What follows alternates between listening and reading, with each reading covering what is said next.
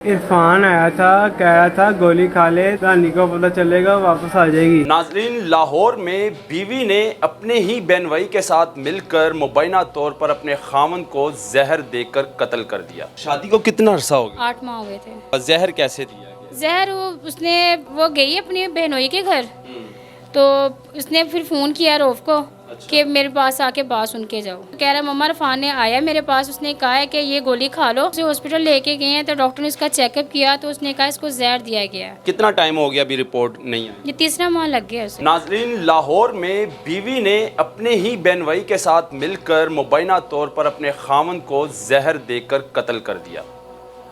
मकतूल अब्दुल रऊफ़ की वालदा मेरे साथ मौजूद हैं।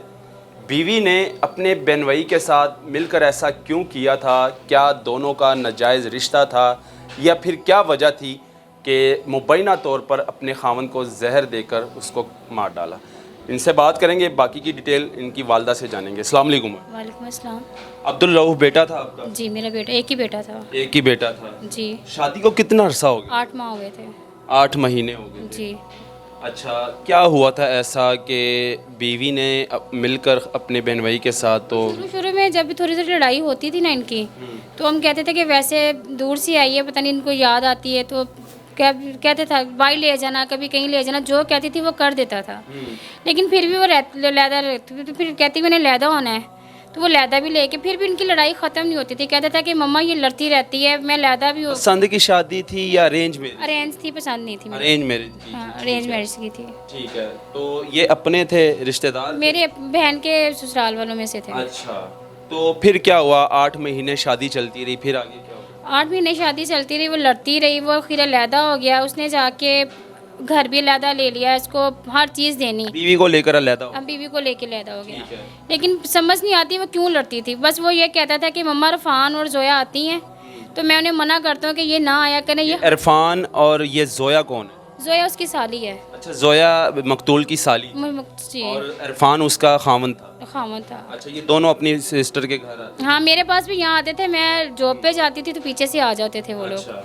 तो मैं उन्हें मना करती थी कि आप ना आया करो, इसको मना कर दो। जब आपका खामन रोकता है तो आप मना कर दो, तो कहती थी कि मैं नहीं रोकूंगी, मैं नहीं मैं नहीं रोकूंगी। उसकी सिस्टर साथ आती थी खामन के? कभी साथ आ जाती थी, कभी लहरा किसी बहाने आ जाना, कभी कपड़े देने आ जाना, कभी कहना कि वो बुला रही है आपको। अच्छा। इस तरह करता था। 1-2 दफ़ा मेरे बेटे ने उसको देखा, उससे गुस्सा आया कि नहीं, उसने पाँव भी हाथ लगाए अपनी बीवी के। अच्छा। ससुर के भी लगाए, सास के भी लगाए कि इसको रोको, इसको समझाएं। यानी कि मकतूल अब्दुल रऊफ़ अपनी बीवी को समझाता रहा कि इस तरह ना मेरे घर आया करे जो आपका बहनोई है, लेकिन वो मना नहीं होती? नहीं, वो मना नहीं होती थी। फिर उसके बाद मेरी बहन के ससुराल वालों से भी उसने कहा है कि ये अंकल ये देखें, ये इस तरह करती, इसको समझाएं।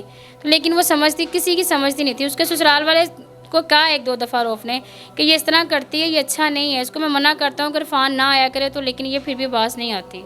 मकतूल की जो वाइफ थी, जो बीवी थी, उसकी अपने बहनोई के साथ कोई नाजायज़ रिश्ता था? उसका हैं? था।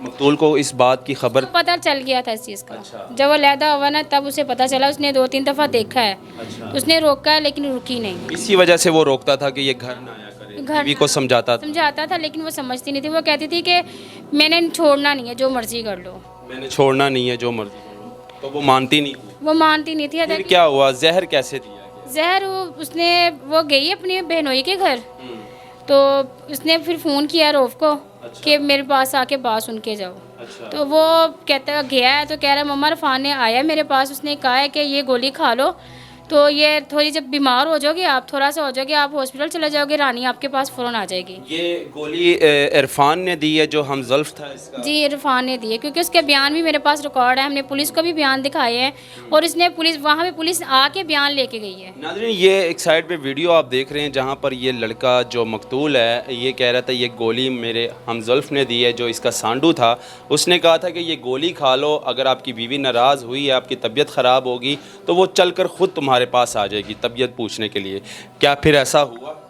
नहीं, ऐसा नहीं हुआ। जब हम उसे हॉस्पिटल लेके गए हैं तो डॉक्टर ने इसका चेकअप किया, तो उसने कहा इसको जहर दिया गया है। डॉक्टर ने कहा? जी, तो उन्होंने कहा है कि किसी को बुलवाएं, तो मैंने फिर अपने बेटी के मियाँ को बुलाया है। तो उन्होंने डॉक्टर ने उनसे बात की है। उन्होंने कहा है कि इसके पास तकरीबन 15 से 20 मिनट हैं, इसको गोली जहर की दी गई, इसके अंदर सारा ख़त्म हो चुका है।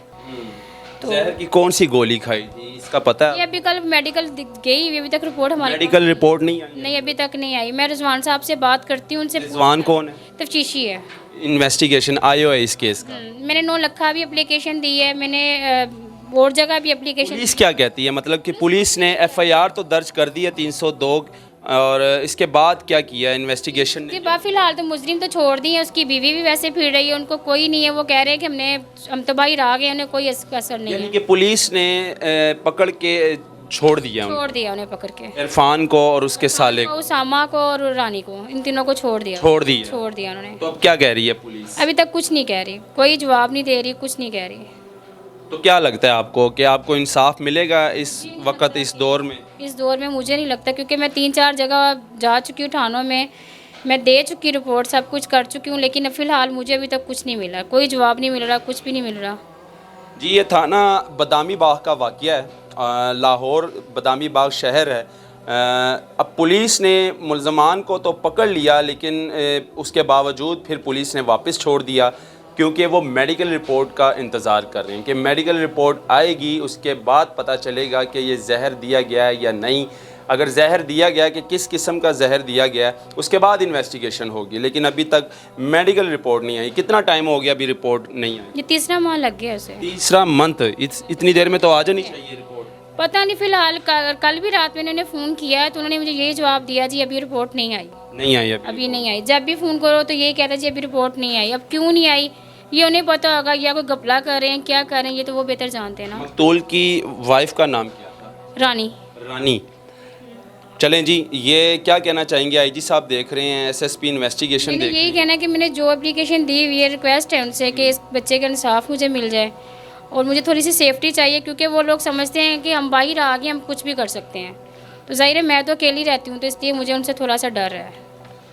ये जी मकतूल की वालदा अब्दुल रऊफ़ की वालदा मौजूद थी। एफआईआर की कॉपी लेकर ये दर बदर की ठोकरें खा रही हैं, और अभी तक इंसाफ पुलिस की जानिब से नहीं मिला।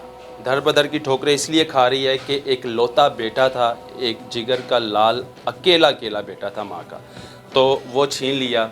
उसकी वाइफ और उसके जो बनवाई थे, कहने में आया कि मुबैना तौर पर जहर देकर अपने ही खावंद को कत्ल कर डाला। तो ये दिखाना बहुत ज़रूरी था आपको, इसको शेयर करें। मुझे दी इजाज़त, अल्लाह हाफ़िज़।